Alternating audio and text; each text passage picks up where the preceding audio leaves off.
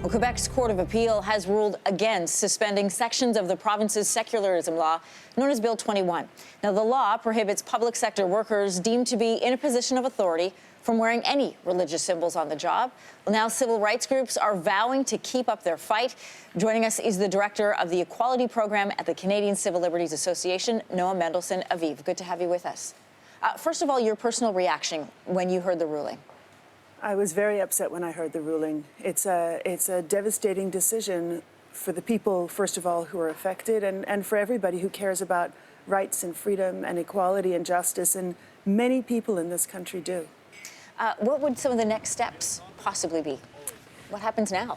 Yeah, we have to weigh our options. Again, for the people who are most affected, the people who can't get jobs, for the people who have been fired from their positions, for the people with student debt, I don't know what they're going to be doing, and they're the people I'm most concerned about.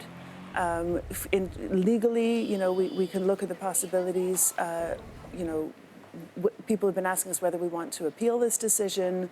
We have the underlying challenge that will be going forward in October of 2020. So there are options, and we're looking at them. The judges in their ruling did, in fact, acknowledge the fact that the fundamental rights, in particular those of women, were being violated. They said they could see that, but they are unable to intervene because of the notwithstanding clause. So how do groups like yours plan to fight an element that is written into the Constitution?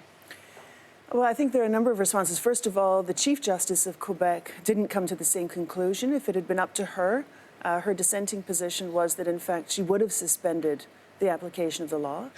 And the notwithstanding clause only applies to certain provisions within the Charter, which is part of our Constitution. But our challenge addresses a whole number of other constitutional principles and rules.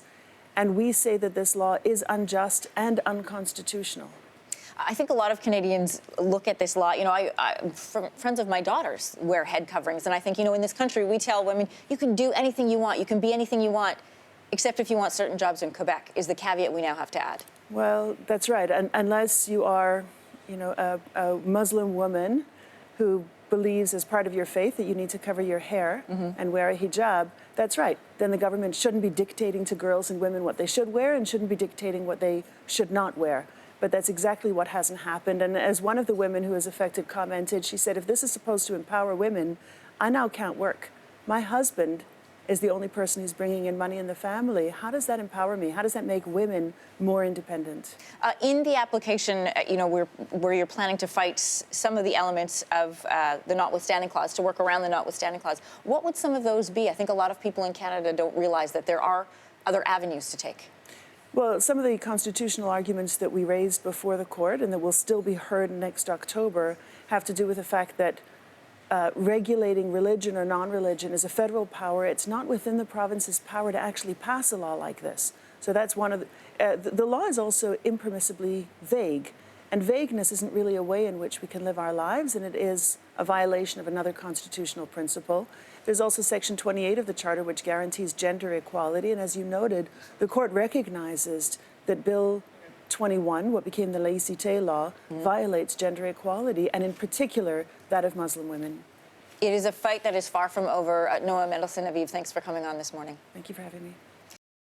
Thanks for watching. If you like this, be sure to subscribe here. And you can check out more Your Morning videos right here.